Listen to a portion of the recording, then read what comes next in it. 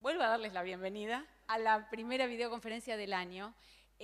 Normalmente lo único que diría es esto. Esta es la primera videoconferencia, presento a quien va a ser la conferencista del evento y con esto se termina. Pero la verdad es que este año hay algo extra y es que vamos a dedicar todo el año a un ciclo. Este ciclo de videoconferencias va a versar todo el año sobre juzgar con perspectiva de género. Y nuestra idea es que el material que utilicemos para disertar sean sentencias, hola, ¿qué tal? Sean sentencias de los superiores tribunales, cortes provinciales, que van a ser comentadas por otra ministra, ministro de corte, ministras, porque van a ser todas mujeres, perdón, por otra ministra de corte, de donde no salió el fallo, digamos, el fallo sale de una jurisdicción y va a ser comentado por una ministra de otra jurisdicción.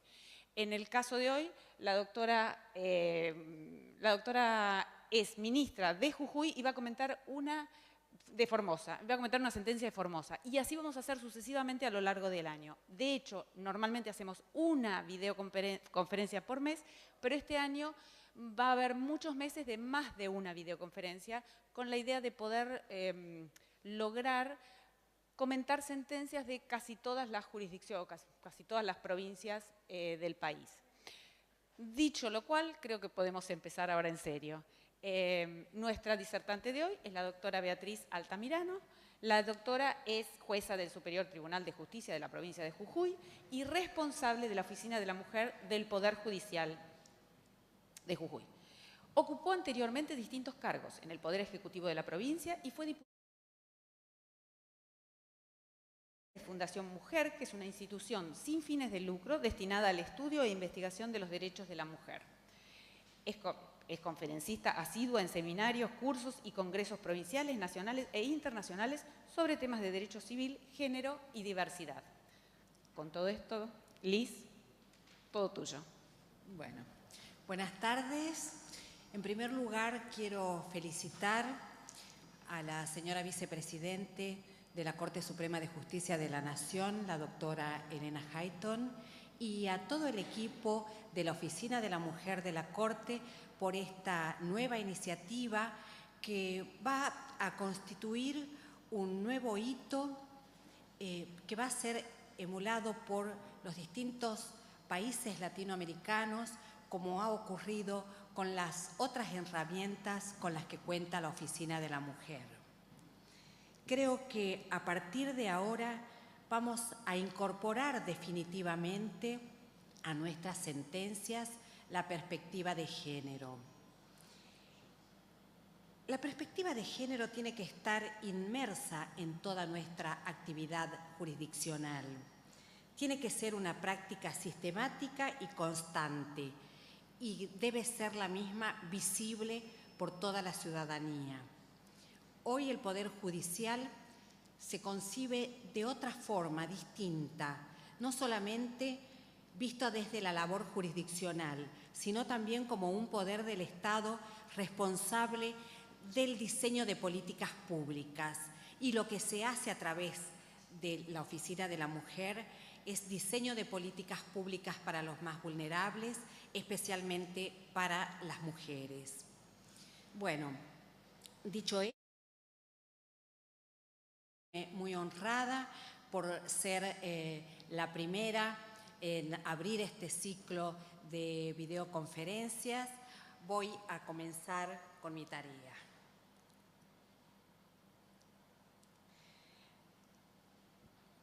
Me ha tocado analizar una sentencia de la provincia de Formosa, constituido en Tribunal de Casación en los autos caratulados ARE sobre homicidio doblemente calificado.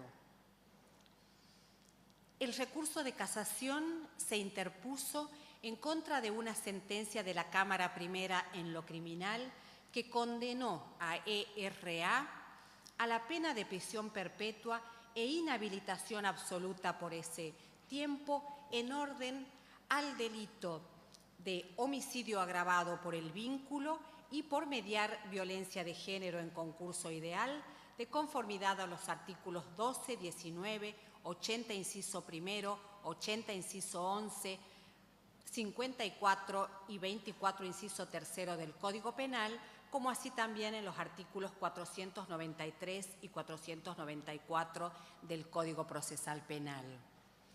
Si bien me tocó analizar el fallo del Superior Tribunal de Justicia, a los efectos de tener una total comprensión y poder relatarles y comentarles minuciosamente el caso, he ido a la sentencia de grado, o sea, a la sentencia de la Cámara Primera en lo criminal, y en base a eso les voy a hacer un breve relato de los hechos para poder analizar el fallo. El día del hecho, el señor E.R.A., quien había concurrido a un boliche de una localidad de Formosa, regresa a su domicilio a las 6, entre las 6 y las 7 horas de la mañana. Tiene una discusión con ZQ, que es la víctima, que en ese momento su pareja, con quien tenía 4 hijos, menores de 10 años. Tiene una discusión, vuelve al boliche bailable a encontrarse con un amigo, no lo encuentra, regresa nuevamente a su domicilio, encuentra a ZQ acostada en el lecho común y la rocía con fuego de un envase plástico que saca del botiquín que se encontraba sobre el ropero donde guardaban sus pertenencias. Inmediatamente prende un encendedor, ella logra dar un salto en ese momento y ubicarse en el borde de la cama. De allí se dirige ya prendida a fuego, se dirige hacia la cocina, donde el hijo menor, el hijo mayor de 10 años, alcanza a mirar toda la escena y comienza a echarle agua con la hermanita menor. El agresor va hacia la cocina, se cae sobre ella y por lo tanto es alcanzado por las llamas. Ante los gritos de ambos y de los niños, se apersonan a la escena vecinos, entre ellos 2 policías, un remisero, y como tardaba en llegar el auxilio de la ambulancia, el remisero los conduce a ambos hacia el hospital de la provincia. Dicho esto, voy a analizar el fallo del Superior Tribunal, en el que tenemos la particularidad. El Superior Tribunal de Justicia de Formosa está constituido por 5 miembros. Y en este fallo tenemos la particularidad que hay 2 votos. Me voy a referir al primer voto y voy a ser de relatora del señor juez. En primer lugar, en su fallo, el señor juez, el que emite el primer voto, se refiere a los argumentos de la defensa, es decir, a los agravios. La defensa se agravia porque considera que en el fallo hay inobservancia o errónea aplicación de la ley sustantiva y que hay inobservancia de las normas que el Código Procesal Penal establece bajo pena de nulidad. Se refiere a cuando faltare o fuere contradictoria la fundamentación violando la sana crítica racional. ¿En qué se basa la defensa? En el primer agravio, la defensa se considera que no existió una valoración razonada de todo el plexo probatorio. Se refiere, en primer lugar, al testimonio de BMD, que es la hija de ZQ, es decir, de la víctima, y ella, la hija, le atribuye responsabilidad a A al manifestar que a las 6:30 de la mañana recibió un llamado telefónico de SEB, que es la madre del agresor, y que le dijo que su madre se había quemado toda. Entonces la hija le dice que le pase con su madre, por lo que la madre por teléfono le dice: P me quemó toda. Quiero aclarar, a los efectos de no confundirlos, que las iniciales del agresor son ERA, pero ella le llamaba P. Por eso en algún momento les voy a decir ERA y en algún momento les voy a decir P, que es como familiarmente lo llamaban. También se agravia la defensa porque considera que el fallo de NEM, que es una amiga de la víctima, fue contradictorio. También se agravia porque considera que el fallo tomó por ciertas las declaraciones de otra hija, quien en algún momento habría dicho que se habían quemado ambos y luego en el debate concretamente le asignó la culpabilidad a ERA. La defensa dice que a los efectos de poder acreditar el diálogo literal que existió en esta comunicación telefónica, el fiscal o el juez de instrucción debieran haber pedido la grabación de tales actos, de tales audios, pero como que nadie se ocupó en llegar a la verdad real, según sus dichos, por lo que considera que no se encuentran debidamente acreditados en autos que ZQ le haya dicho a su hija que P fue el responsable de sus lesiones. Por lo tanto, pide la aplicación de indubio pro reo. También se agravia la defensa diciendo que toma como cierto el testimonio del hijo de 10 años, de J, que obviamente lo hizo a través de la cámara Gesell.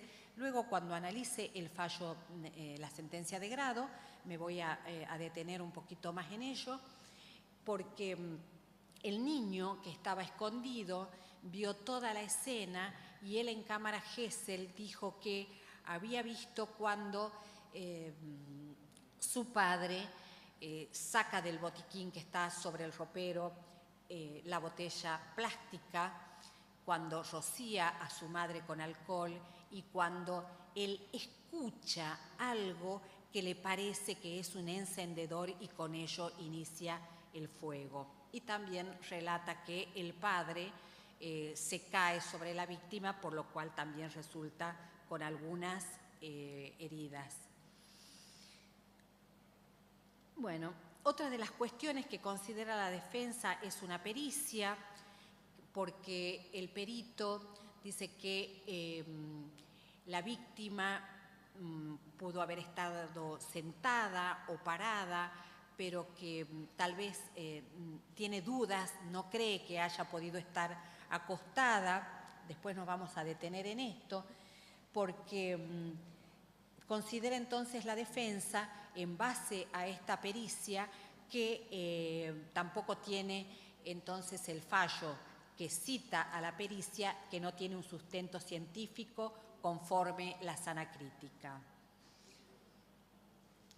También argumenta la defensa que el tribunal no tuvo en cuenta algunas declaraciones testimoniales.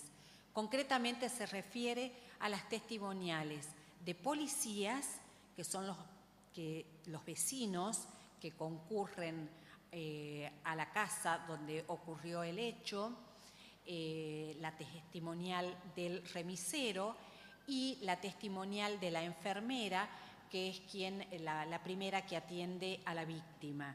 En estas testimoniales ella se incrimina. A los policías les dice que se tiró accidentalmente alcohol estando fumando, al remisero le dijo que ella se quemó y a la enfermera le dijo que se había prendido fuego con alcohol fumando. Entonces, la defensa sostiene que estos testimonios son fundamentales y no contradictorios y que con ello se prueba la inocencia de A. También el tribunal, dice la defensa, que el tribunal tomó como argumento determinante para probar que Q no se había prendido fuego al no haber encontrado ningún cigarrillo en la escena, y que con ese razonamiento también tendría que haber valorado el hecho de que la botella de alcohol no tenía las huellas dactilares de A. Como segundo agravio, la defensa sostiene que la muerte de la señora ZQ no se produjo por la naturaleza de las lesiones sufridas, sino por una infección que le sobreviene por el ataque de hongos, cándida y de bacterias gram negativas. Entonces funda su agravio en que las infecciones, en este caso, podían ser tratadas, eran prevenibles y que con la medicina de hoy en día podrían haber sido neutralizadas, y que no se habría producido la muerte. Es decir, que considera que en el fallecimiento hubo una ruptura del nexo causal, ya que la muerte se habría producido a juicio de la defensa, no por las quemaduras, sino por la infección. El procurador general sostiene que de la lectura de la sentencia en crisis surge que la fijación de la plataforma fáctica se ponderaron los distintos elementos de prueba incorporados a la causa en función a las tres hipótesis que se plantearon en juicio. Les comento que de la lectura del debate surgen cuáles son las tres hipótesis, a saber, la sostenida por la defensa, que dice que ella deliberadamente, la víctima, se prende fuego, que cuando el hombre vuelve del boliche, ella le dice, mira lo que hago, y que estando parada en la punta de la cama se rocía con alcohol y se prende fuego con el encendedor o con un cigarrillo. Esto ha quedado totalmente desvirtuado en el debate por distintos medios probatorios, pero fundamentalmente por uno. La botella plástica estaba dentro del botiquín, entonces carece de toda lógica pensar que una mujer que está envuelta en llamas vuelva a colocar la botella del lugar donde la había sacado, es decir, del botiquín que estaba en el ropero. La otra hipótesis, la segunda hipótesis, es la que surge de las declaraciones de los testigos a los que me referí con anterioridad, es decir, de los policías, del revisero y de la enfermera, quienes escucharon a la víctima decir, me he quemado accidentalmente, me he rociado con alcohol porque estaba haciendo una tarea escolar y estaba fumando.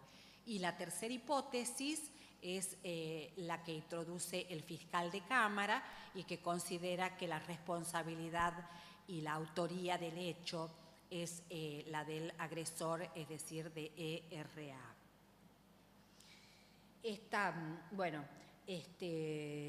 La conclusión condenatoria a juicio del procurador fiscal dice que deriva de una evaluación razonada de todas las circunstancias de la causa, de modo tal que de ninguna manera considera que se vea afectado el principio indubio pro reo.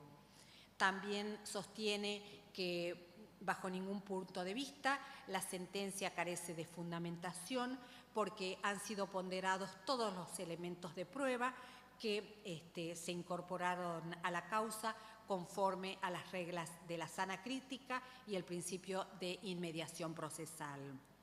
También que respecto a la declaración del menor en cámara Gesell, recordó la vigencia del principio de inmediación y hace mención al fallo de la excelentísima Cámara, de la excelentísima Corte Suprema de Justicia de la Nación en el caso Casal Matías Eugenio.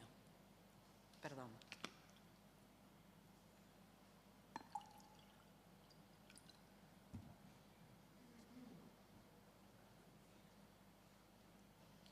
Respecto al agravio esgrimido por la defensa por la supuesta errónea aplicación de la ley sustantiva en cuanto a la muerte de la víctima que no se habría producido por las heridas que le profiere ERA a la víctima, sino como consecuencia de la infección de los hongos y de las bacterias, él entiende que tampoco debe prosperar, por cuanto el fallecimiento es el resultado del riesgo creado por la acción desplegada por A, confirmando entonces la causalidad directa entre las quemaduras y el deceso que se produce 21 días después del hecho y sin que haya operado ninguna concausa que desvíe el curso causal del iter criminis. Concluye diciendo que corresponde rechazar el recurso de casación.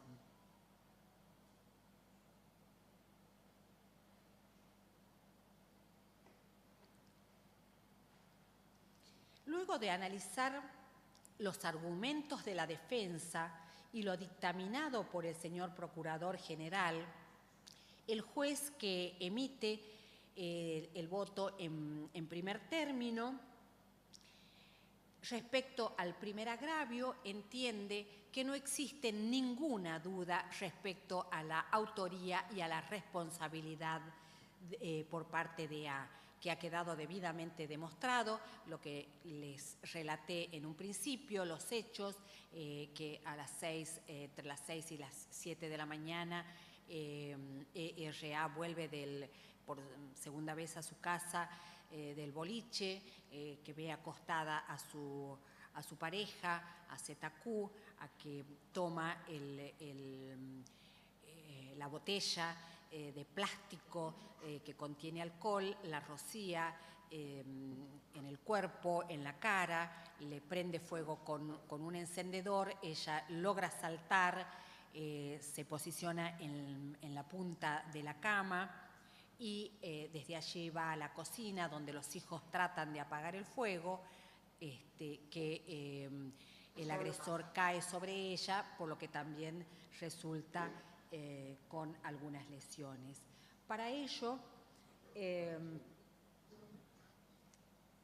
tiene, por cierto, las declaraciones testimoniales de la hija, que es quien recibe el llamado telefónico de parte de la madre del agresor y quien habla a pocos minutos de ocurrido el hecho y quien le dice: P me quemó toda. También en la audiencia de debate, la hija se explaya un poco sobre la relación tormentosa que existía entre el agresor y su madre, tan es así que las dos hermanas se vieron obligadas a retirarse de la casa y que si la víctima no se iba del domicilio era por el temor que le tenía a su concubino. También tiene por válidas las declaraciones de la amiga, quien días antes había encontrado a la víctima y ella llorando le había dicho que tenía miedo de lo que le pudiera hacer P y que si algo le pasaba, que no dude en denunciarlo, que sobre todo era muy agresivo cuando tomaba alcohol. También tiene por cierto y por bien probado que en la cámara Gesell el niño de tan solo 10 años relata sin ningún tipo de fisuras, en un relato sólido, siendo un niño hipervigilante, característica de los niños que son víctimas o testigos de violencia de género, y que tiene un relato sólido que relata perfectamente con lujo de detalles lo que ocurrió ese día en la cama de la madre. Él estaba despierto porque él tenía temor de lo que pudiera ocurrir, porque ya la madre venía siendo objeto de violencia, sobre todo de violencia verbal. Entonces él estaba siempre atento a lo que podría ocurrirle a la madre. Él recuerda hasta las letras rojas que tenía la botella de plástico, recuerda que él había acompañado a la madre a comprar la botella de alcohol para tener, como en cualquier hogar, en el botiquín. Él es muy despierto al relatar que él escucha el ruido de algo que dice como un encendedor, porque él no ve el encendedor, el niño no lo ve, pero él escucha el ruido, y por lo que se tiene por probado los hechos también en base a la declaración y a la inmediatez con la que se realizó esta testimonial del niño en la cámara Gesell. El señor juez, luego de acreditada la responsabilidad de A y la dinámica de los hechos que lo llevan a la convicción de la autoría por parte de ERA, sostiene que le toca discernir si es posible jurídicamente imputarle el resultado muerte, ya que, como dijimos, el segundo agravio de la defensa es considerar que el fallecimiento se produjo 21 días después, por lo tanto, no por el accionar de ERA, sino por la infección. Al respecto, el señor juez dice que debe partir, para un mejor análisis, debe partir de la base que A puso las condiciones capaces de provocar la muerte de Q, es decir, que el fallecimiento se produjo como resultado del riesgo creado por la acción de éste. Esto se encuentra avalado por el informe de la autopsia, la historia clínica y el examen anatomopatológico. Me permito leer este último, un párrafo en el que dice: el ataque bacteriano sufrido por Q es la consecuencia lógica e inmunológica del proceso de quemadura corporal que, por su propia gravedad, dada la profundidad, generó consecuencias multiorgánicas al privar al organismo de la barrera natural de protección que es la piel, provocando en definitiva su deceso pese a los intentos medicinales por la gravedad lesiva de tales quemaduras. El hecho que la señora Q haya tenido un 40% del cuerpo con quemaduras, sostiene el señor juez, es lo que predispuso la contaminación y la posterior infección. Entonces, entiende que el resultado letal es consecuencia de las gravísimas lesiones causadas por las quemaduras. En otras palabras, él sostiene categóricamente que el accionar del nombrado enjuiciado constituyó el nexo causal directo de la muerte de su pareja.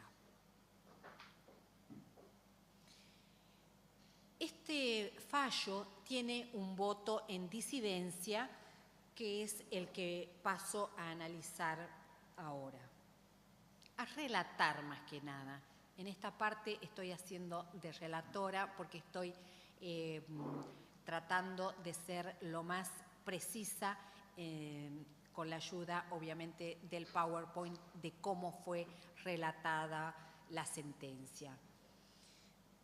Este segundo voto, el señor juez dijo: no puedo entrar a considerar la sentencia en apelación sin dejar de hacer una valoración probatoria genérica, ya que en el primer voto se deslizó un error conceptual que, de darse en esencia en la valoración probatoria, podría ser nulificada por mal aportada.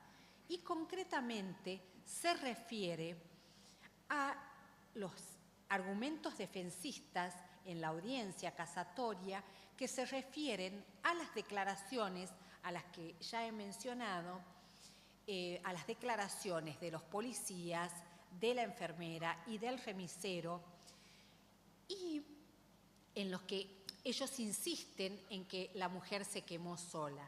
Al respecto, el señor juez dice que esto es producto de la posición de inferioridad que tenía en la pareja. O sea, considera que la víctima miente, y lo dice en forma clara, por el miedo y la sumisión personal que obligan a la mentira. Yo ahora solamente estoy relatando, ya vamos a hacer el análisis de estos párrafos que he marcado con rojo.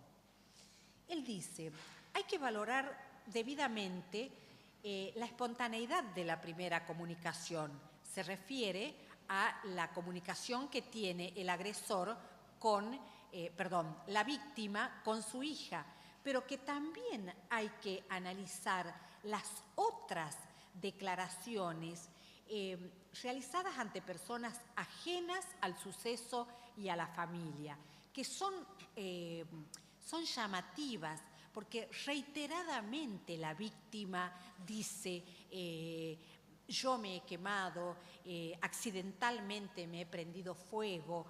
Entonces el señor juez dice: en los casos de violencia de género se ha detectado esa tendencia de la víctima a retractarse o disimular el verdadero cariz de la situación.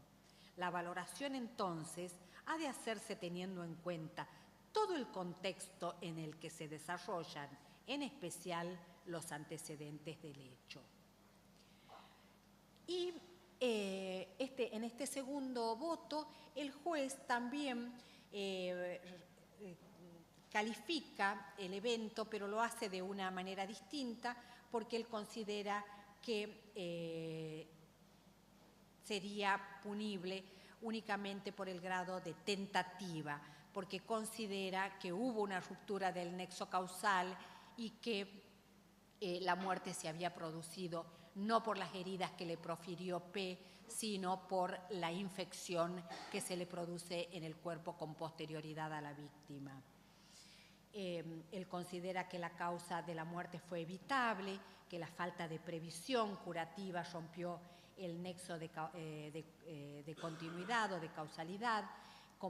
Comprende que todo lo que rodea el hecho es fuertemente desfavorable al condenado, cuya personalidad desde el punto de vista social es deplorable, aunque común en sectores sociales donde el machismo y la ingesta alcohólica sientan fuertes precedentes de actuación y irregularidad, y se disculpan estas cosas como cosas normales. Por eso es que él considera el evento y lo meritúa en grado de tentativa y propone la pena de 14 años de prisión. Bueno, estos son los dos votos. Debo decirles que a estos dos votos, el tercer voto adhiere al primero, el cuarto voto adhiere al segundo y el quinto voto, habíamos dicho que el Superior Tribunal de Justicia de la provincia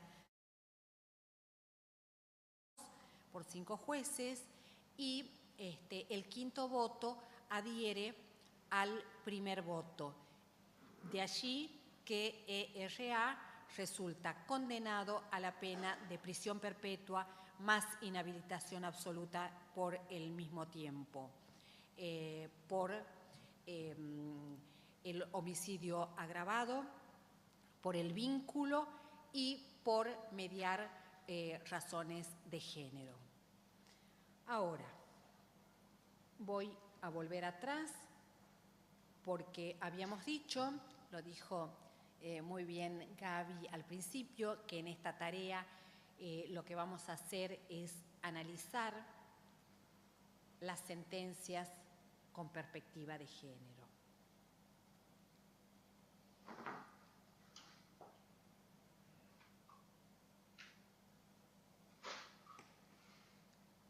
Del primer voto,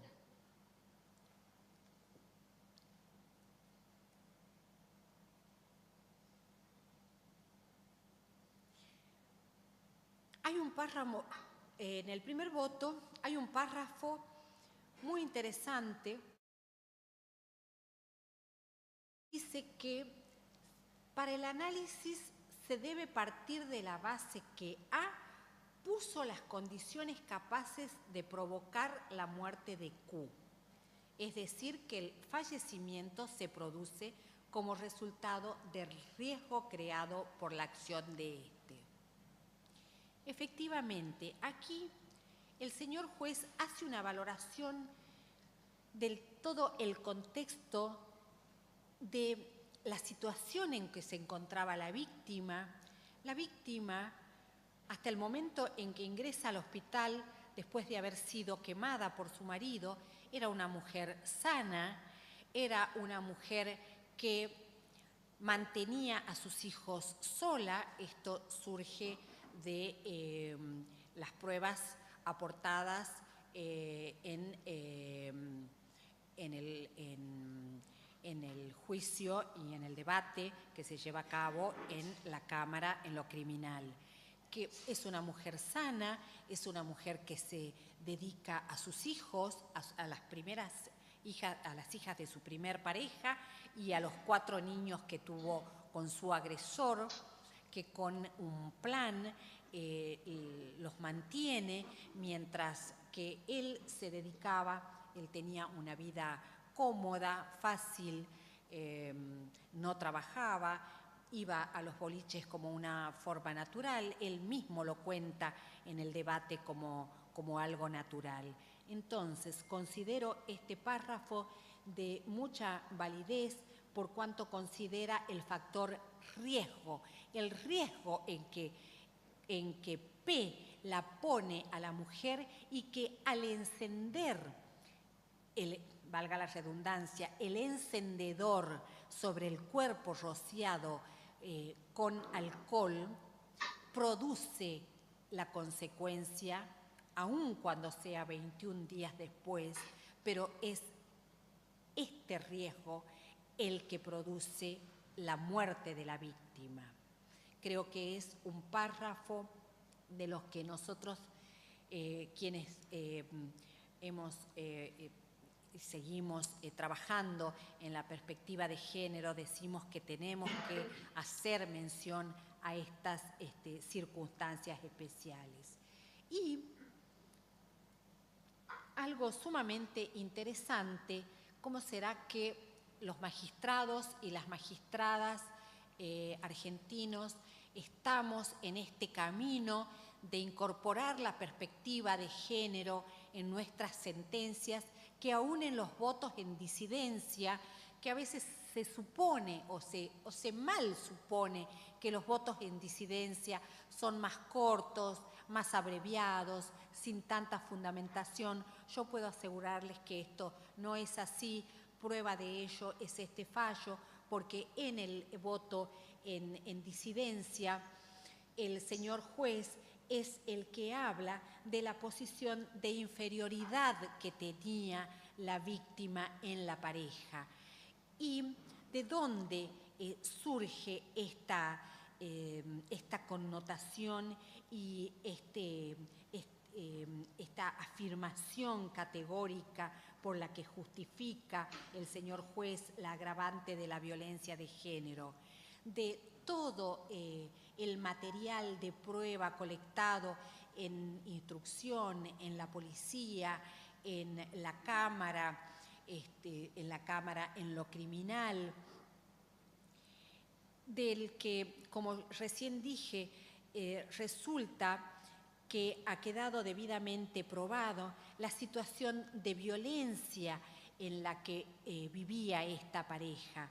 Puertas para afuera, él era el simpático, él era el vecino agradable, mientras que quedó debidamente acreditado que permanentemente denostaba a su pareja, la maltrataba, la desvalorizaba delante de los hijos, llegó a tener episodios de maltrato físico, eso lo dijo el niño en la cámara Gesell. Entonces, acá es donde el juez analiza esta posición histórica de la mujer de inferioridad y que debemos tratar, es nuestra tarea, no solamente del Poder Judicial, sino de toda la ciudadanía, para lograr la equidad, para lograr la igualdad, de poder romper con este estereotipo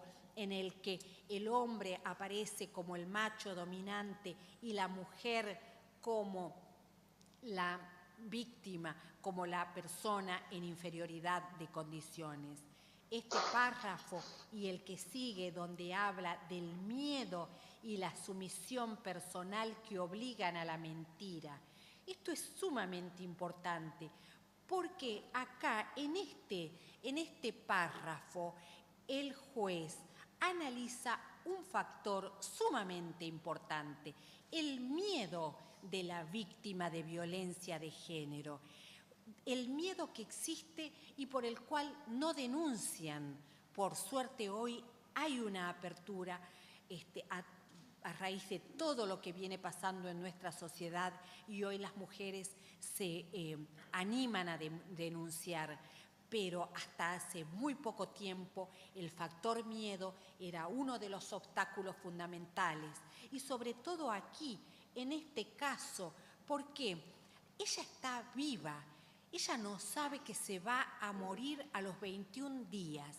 Ella va en el vehículo al hospital con su agresor. Ella llega al hospital con su agresor.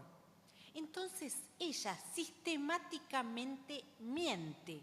Ella le miente a los policías, le miente al remisero, le miente a la enfermera, porque le tiene miedo a su agresor que está al lado de ella. Ella no sabe que se va a morir. Entonces en ese momento piensa, si hoy me ha rociado con alcohol, mañana ¿qué es lo que me va a hacer?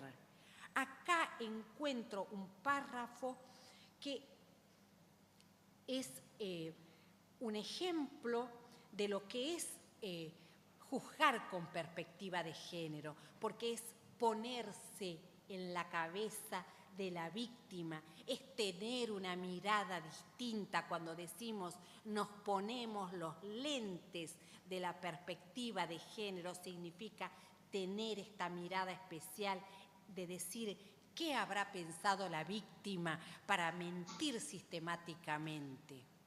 Es ese miedo el que la lleva a mentir. Y fíjense ustedes qué consecuencias disvaliosas pueden ocurrir si no nos ponemos los lentes de la perspectiva de género. Pongamos un caso en el que únicamente tenemos testimoniales, en el que únicamente tenemos el testimonio de un hijo o de una hija, en el cual, como es el caso, la madre le confía a la hija que P la quemó. Si únicamente tuviéramos esta declaración y por otro lado tuviéramos las declaraciones de estas personas ajenas al entorno familiar a las cuales ella les miente, Y si algún magistrado o magistrada tiene por ciertas esas declaraciones, si considera que esas declaraciones son las coincidentes, son las que responden a la verdad de los hechos, imagínense qué consecuencia disvaliosa, porque ante una declaración de una hija, de un hijo, que podría pensarse, declaró en contra del agresor de su madre porque le tendría bronca, imagínense ustedes que estaríamos en presencia de un hombre que mata a su pareja y que queda en libertad por no haber juzgado con perspectiva de género.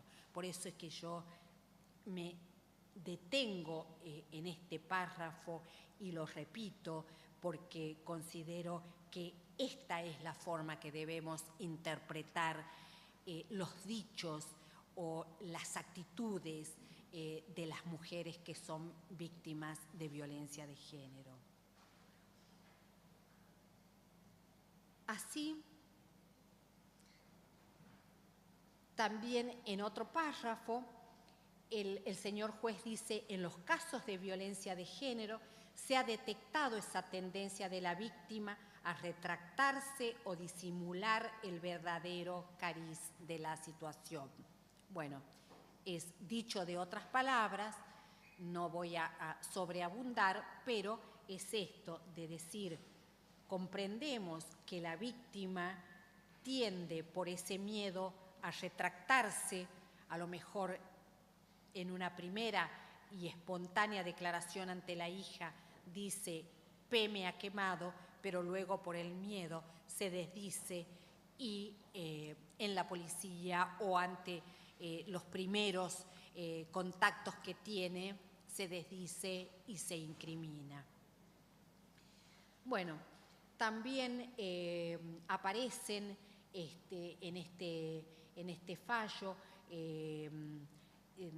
algunas palabras que antes, la verdad, no se utilizaban, como es el machismo, es decir, es reconocer esta posición dominante que tuvo el hombre históricamente y que debemos deconstruir día a día. Es un trabajo arduo porque son prácticas que vienen, como recién dije, históricamente. Vuelvo a decir, creo que este es un fallo muy rico, pero no puedo dejar, creo que el tiempo me da todavía, bueno, gracias, no puedo dejar de hacer mención a que también en el fallo que es objeto de este recurso de casación, es decir, el fallo de la Cámara en lo criminal, también encuentro párrafos en los que se juzga con perspectiva de género sumamente interesantes. La Cámara primera en lo criminal de Formosa, que está constituida por 3 jueces, encuentro en uno de los votos el que ante una cuestión que es precisamente la segunda cuestión en el fallo y que es el de determinar la calificación legal que debe darse al evento, es decir, calificar si corresponde asignarle la autoría y la responsabilidad a A. Uno de los votos, me voy a permitir decir que es de una jueza mujer, me estaba prohibido, perdón, tenía que ser todo, bueno, anónimo, pero bueno, fue un desliz. Cuando analiza si la conducta de ERA puede ser encuadrada dentro del artículo 80, inciso 11 del Código Penal, en primer lugar, trae a colación la Convención de Belén do Pará y cita el artículo 1, como así también cita el artículo 4 de la Ley 26.485, o sea, nuestra ley de protección integral para prevenir, sancionar y erradicar la violencia contra las mujeres en todos los ámbitos en que las mismas interactúan. Creo que este es una de las técnicas que deben utilizarse: recurrir a la ley nacional, recurrir a las convenciones internacionales, a la CEDAW, a la Belén do Pará, a los efectos de hacer una fundamentación con perspectiva de género. Y me permito leer luego, la señora jueza, de hacer, luego de transcribir los artículos que por todos conocidos, por lo tanto no los voy a leer, sino que me voy a referir al párrafo en el que ella se refiere a cuál era la posición de inferioridad que se encontraba la víctima dentro de esta pareja disfuncional. Y ella dice: el ambiente en el cual en el cual ERA gozaba de aprecio e incluso admiración, quienes dan cuenta de una excelente relación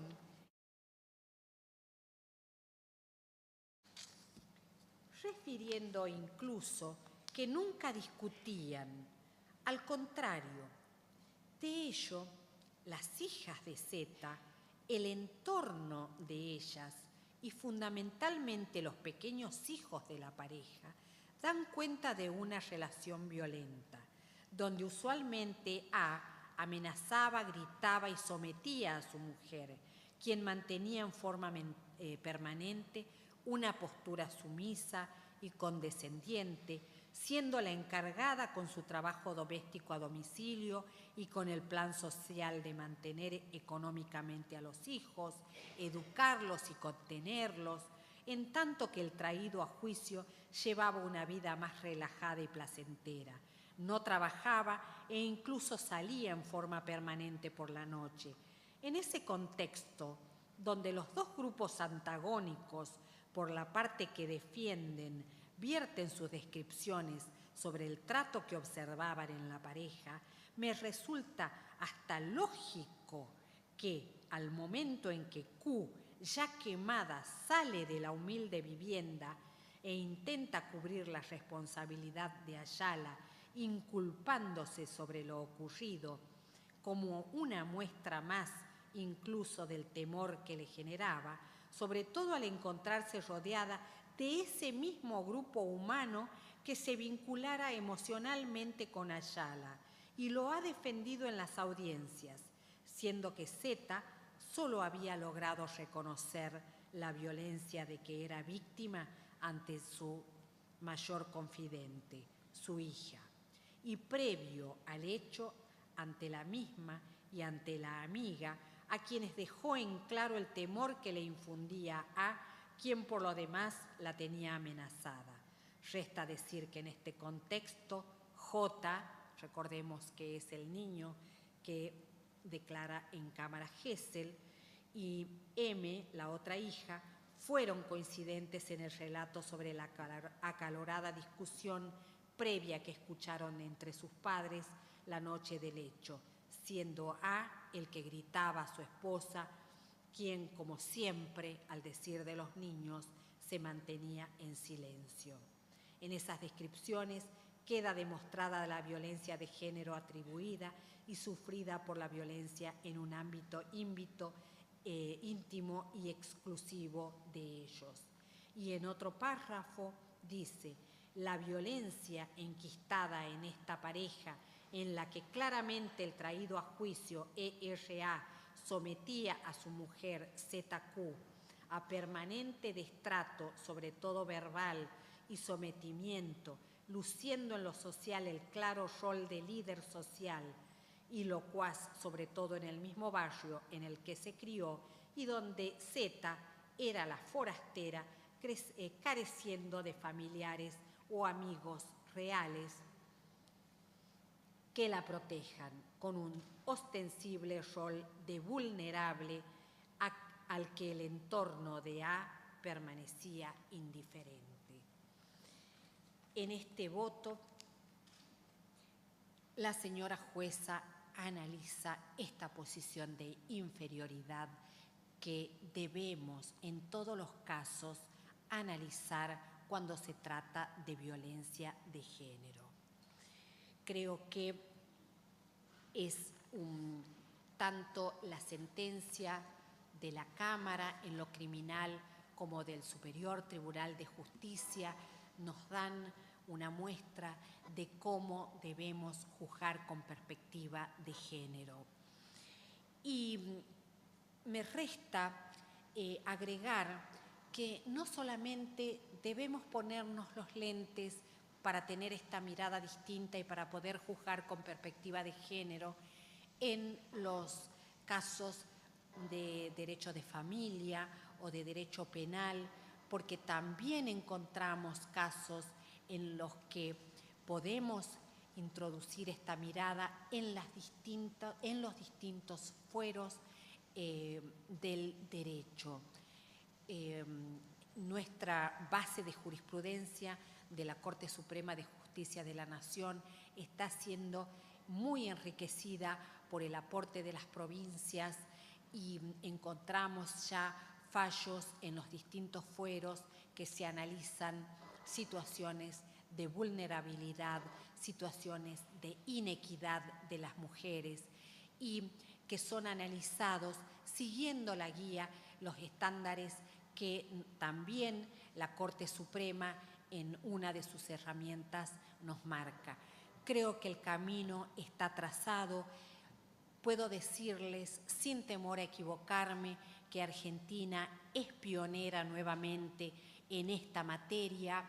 Yo estoy regresando hace 2 días de un país limítrofe de Chile, en el que fui invitada precisamente para comentar la situación de Argentina y los avances que tenemos en perspectiva de género y en todos los temas que hacen a la labor jurisdiccional en materia de género. Y la verdad es un orgullo, fue un orgullo para mí poder decir que somos pioneros y nuevamente por eso que vuelvo a felicitar a quienes han tenido esta excelente idea que durante el año hagamos análisis de sentencias con perspectiva de género y que va a constituir un hito que va a ser imitado por todos los países que ven en Argentina un faro rector en la temática.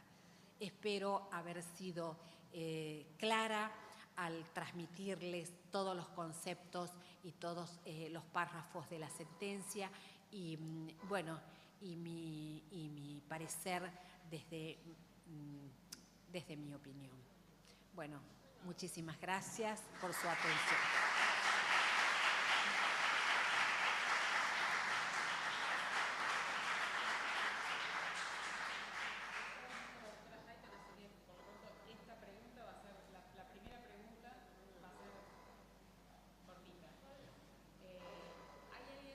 En la sala o en...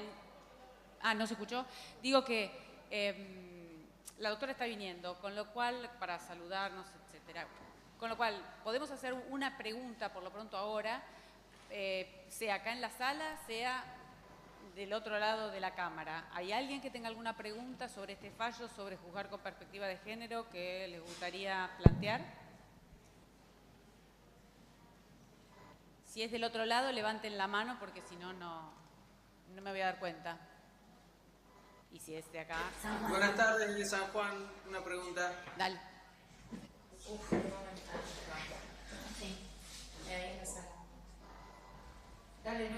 Sí, sí, sí. Espera. Hable solo, espera. Hable solo San Juan porque si no, no escuchamos. De San Juan, ahí va la pregunta. Dale. Buenas tardes. Buenas tardes. ¿Se escucha? Sí, se escucha. Perfecto, buenas tardes. Tienen que apagar. Mi pregunta es, Perdón. Tienen que apagar los micrófonos porque si no escuchamos a todo el mundo al mismo tiempo. Dejemos solamente a San Juan, los demás apaguen el micrófono. Cierren. buenas tardes. Mi pregunta es, en este caso hablamos de un caso concreto de juzgamiento con perspectiva de género, en donde tenemos una mujer víctima de un delito. ¿Qué ocurre en los casos en los cuales tenemos mujeres que son victimarias? Casos concretos, por ejemplo, de los homicidios agravados o de los femicidios. ¿Podemos aplicar parámetros para juzgar con perspectiva de género también en esos casos? ¿Entendiste? Creo que sí, creo que entendí. Cuando la víctima es... ¿Qué es lo que dijo? Cuando la víctima es un hombre. Exactamente, cuando la primaria es una mujer que comete un delito de homicidio agravado por el vínculo y que previamente ha sido víctima de violencia de género, en un contexto de violencia de género. También me faltó decir eso, perdón. Bueno, en primer lugar, considero que quien históricamente ha estado en una posición de inferioridad es la mujer. ¿Cómo estás, Anaí, de ceremonia? ¿Qué tal, Ana? Por supuesto que no desconozco que hay casos en los que el hombre es víctima de violencia y por ende también, bueno, va a ser juzgado con los mismos parámetros que cuando la víctima es una mujer. Ahora, ¿por qué nosotros hablamos? Hola, doctora. Hola, ¿qué tal? ¿Cómo te va? Ahora, en cuanto a lo legal, a lo técnico, obviamente que va a ser juzgada de la misma manera y existen casos, son los menos, me atrevería a decir.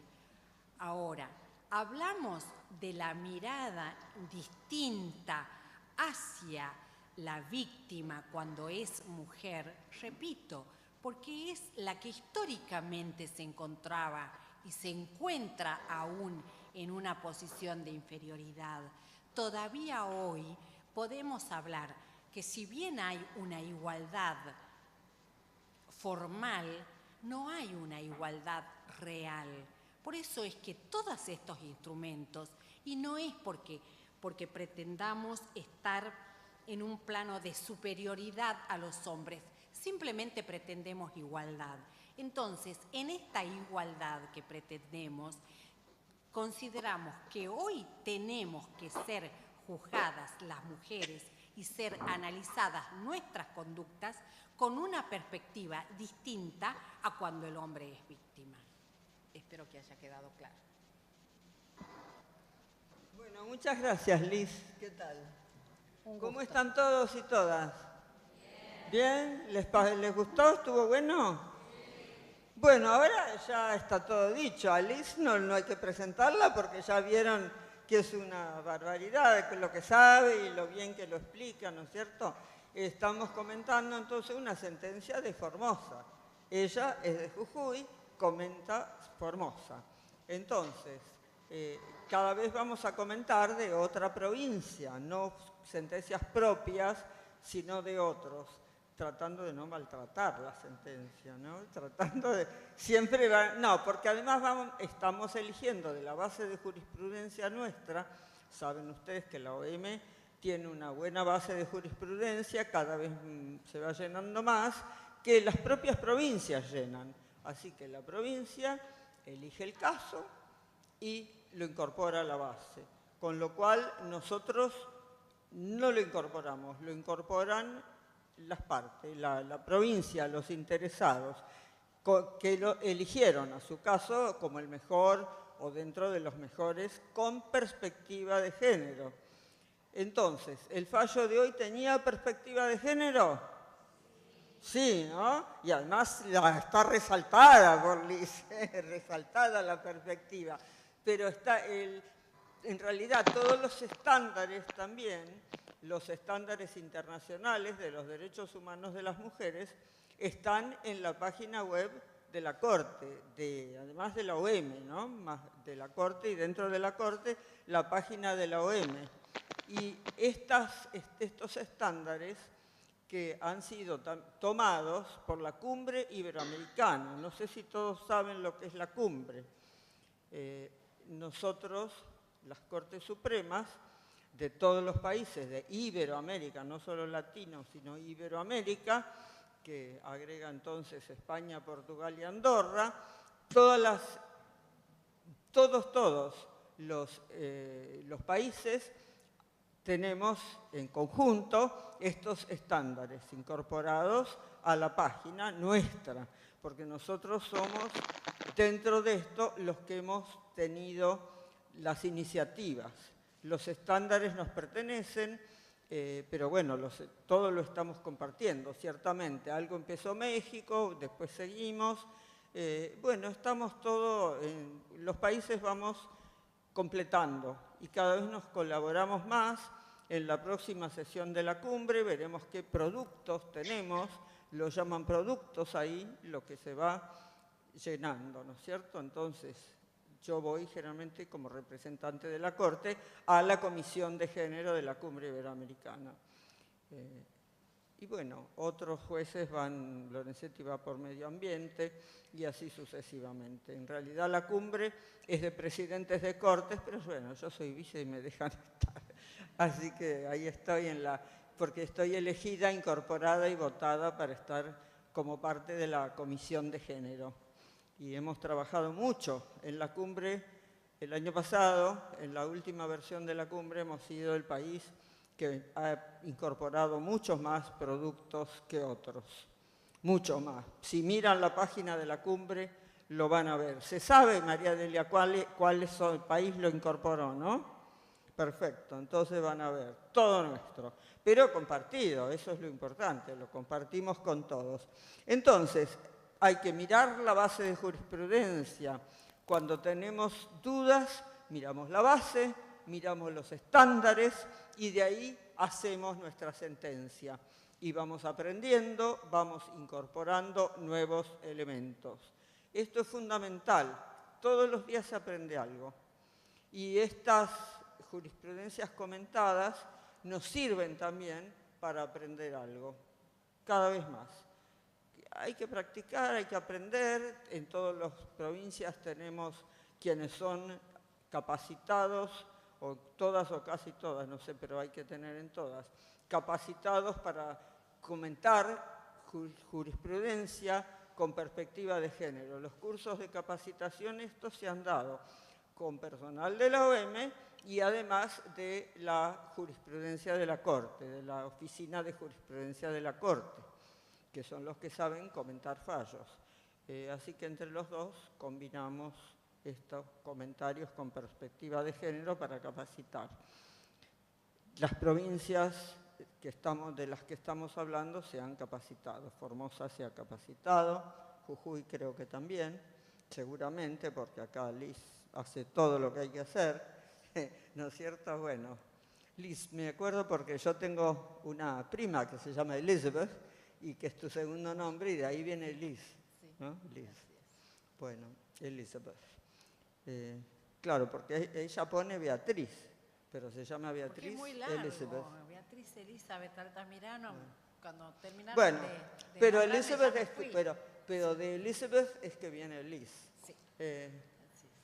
No importa, es así y es el nombre, aunque ella, no sé, ¿no te gusta ese nombre? Sí. Porque es lindísimo. Me encanta, bueno, me encanta, es lindo. sí. Bueno, entonces hay que usarlo. Bueno, entonces, todo está dicho. Por hoy me parece que no hay nada más que agregar, salvo que tengan alguna pregunta más, no sé si ahora corresponde alguna pregunta, ¿cómo es la situación? ¿O ya hicieron las preguntas? Una, es muy poco una, podemos hacer 2 más. ¿Eh? 2 más tenemos, ¿quién tiene? O del otro lado, ¿hay alguna otra pregunta? Si es en la sala es fácil de verlos. Si es del otro lado, Sí, digan qué provincia. Me olvidé de saludar a tanta gente que tenemos. Tenemos 43 jurisdicciones enganchadas. Esto es muy importante. Hemos logrado una mejora técnica total y además está la réplica dentro de algunas provincias que a su vez entonces tienen como subestaciones, llamémosla, donde también nos conectan. Así que es muy importante todos los que tenemos. Muchísima gente. Además, miren qué lleno que está todo. Muy bien, muy lindo. Bueno, perdón. ¿Alguien o cerramos? ¿Ahí alguien levanta la mano, me parece? Sí, Chaco. A ver. ¿Chaco? ¿Están conectados? Martín, están... Ok.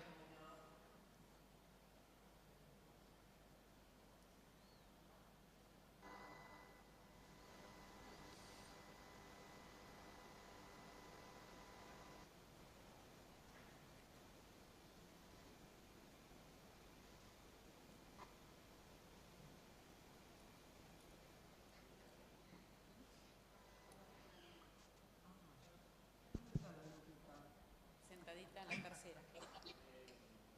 ¿Ya está? Listo, Chaco, pregunta.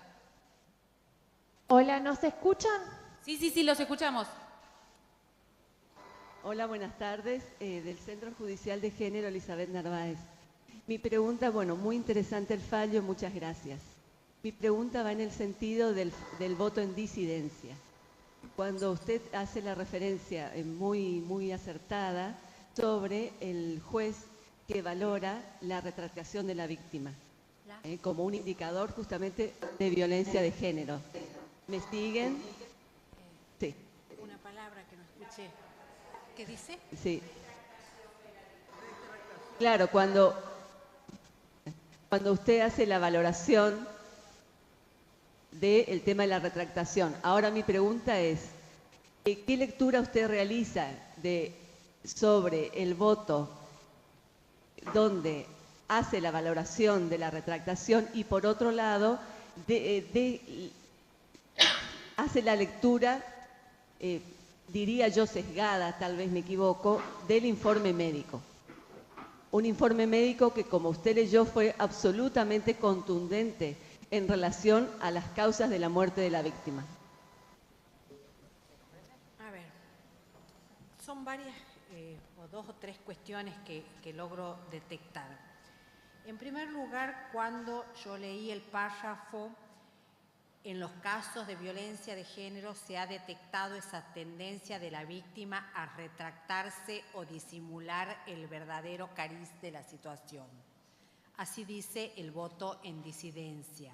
O sea, en este caso no es que ella se haya retractado, sino que ella a la hija le dice que fue P el que la quemó y luego ante personas ajenas a la familia les dice que fue ella, se autoincrimina. Eso está clarísimo, sí. Eso está clarísimo. Eso está muy claro, la lectura que usted hace del voto en disidencia con respecto a la retractación está clarísimo. Está muy bien hecha. Bien. Después usted se refiere a la pericia. Sí. Bueno, en la pericia, a ver si encuentro el párrafo y si no lo recuerdo, no sé si se refiere a la pericia que se hace para determinar dónde estaba la víctima en el momento en que la rocían de alcohol, o a la pericia que se hace por las heridas. Eso es lo que no me queda claro. ¿A cuál de las A la última, a la última pericia A médica. la última. Eso que usted hace referencia, que Claro. es muy clara con respecto a las causas de la muerte de la víctima. Claro. El primer voto considera que existe relación causal entre las heridas y la muerte. El voto en disidencia es respecto a que considera que hay una ruptura del nexo causal, considera, lo he citado porque así dice el voto, pero no es la cuestión medular a analizar en cuanto a la perspectiva de género. Considera el voto minoritario que hubo una ruptura del nexo causal porque la muerte, al decir del juez que hace la disidencia, que no se produce por las heridas que le ocasiona el agresor, sino por la infección. Sin embargo, el voto de la mayoría, analizando la historia clínica, la autopsia y el examen anatomopatológico, llegan a la conclusión de que las heridas fueron de tal magnitud que le privan, voy a hablarlo con mis palabras, porque obviamente no me voy a demorar en buscar el slide, le privan al cuerpo de la barrera de protección que es la piel y por ende se le producen estas infecciones que son muy comunes en las quemaduras. Es lo que se llama la gran quemadura. Entonces, el voto mayoritario consideró que la situación de riesgo en que la pone esta gran quemadura y que deja al cuerpo expuesto para que cualquier infección le agarrara, es la determinante, o sea, el riesgo es el determinante. Esta es la posición de la postura mayoritaria. En el voto minoritario se analiza, digamos, las testimoniales. Yo hice una mención ¿por qué es minoritario? Porque considera que hay ruptura del nexo causal y considera entonces que no es punible en cuanto a considerárselo como autor y por lo tanto, sino simplemente en grado de tentativa y proponer una pena de 14 años de prisión. Esa es la disidencia, pero no en cuanto a considerar los testimonios, no en cuanto a considerar el examen médico. No Se sé comprende si he sido clara. perfectamente. Se comprende perfectamente. Solo pensaba que aparecía como levemente contradictorio, paradojal, el voto en disidencia. Bueno, Es una opinión nada más. claro. Muchas gracias. Bueno, De Corrientes. Corrientes. De Corrientes. Aviso, Corrientes y cerramos. ¿Vale? Bueno, Bien, Corrientes. Bueno, buenas tardes. Saludos a todos los presentes allí, fundamentalmente a las doctoras, ¿no? Yo lo que quería decir en relación a la pregunta anterior es que me parece, doctora, que no hay contradicción, sino que el tema de la perspectiva de género es, o sea, la mirada con perspectiva de género después aún en la disidencia, permite que pedir la condena a 14 años porque lo que tenía que desvirtuarse allí era la autoincriminación de la señora y a lo mejor las otras testimoniales. Entonces me parece que es la perspectiva de género la que permite aún en la disidencia esa mirada con una autopsia que decía que había muerto por infección. No sé qué le parece, doctor. Claro. Acá hay dos cosas. Por un lado, lo que dice la sentencia, que yo no voy a emitir opinión sobre lo que dice la sentencia. Yo lo que estoy, y de eso se trata, creo, es de analizar los párrafos donde hay perspectiva de género. Por eso es que yo aclaré, aún en el voto de la disidencia, cuando generalmente se tiene el concepto que el voto de la disidencia como que no se ahonda tanto en el tema, sino que se limita a decir cuál es su disidencia. Sin embargo, aún en la disidencia trata el tema con perspectiva de género. O sea, son dos cosas distintas. El análisis del fallo, para ver si considero, que lo puedo decir, por supuesto, si considero que estoy a favor de lo que ha votado la mayoría o la minoría, que yo jurídicamente considero que tal como ha resultado es a mi juicio lo correcto, o sea que correspondía condenarlo a la prisión perpetua.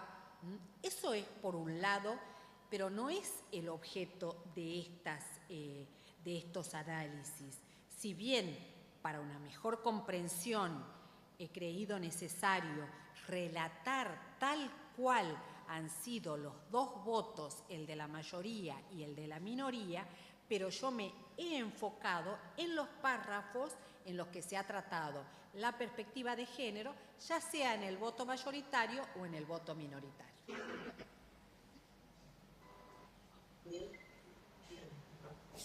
Gracias, muchas gracias. Bueno, muchas gracias a todos, todas las provincias, todas las ciudades de provincia. Realmente es un placer que haya tanta gente interesada. Así que vamos a ver el mes que viene un nuevo fallo, una por mes, ¿no? O el mes que viene un nuevo fallo con perspectiva de género. Acá dicen que más. ¿Qué más? Así Bueno. dicen. ¿Más de uno por mes? Bueno, mejor todavía. Todavía van a estar firmes, ¿no? Ah, bueno. Ok. Chao.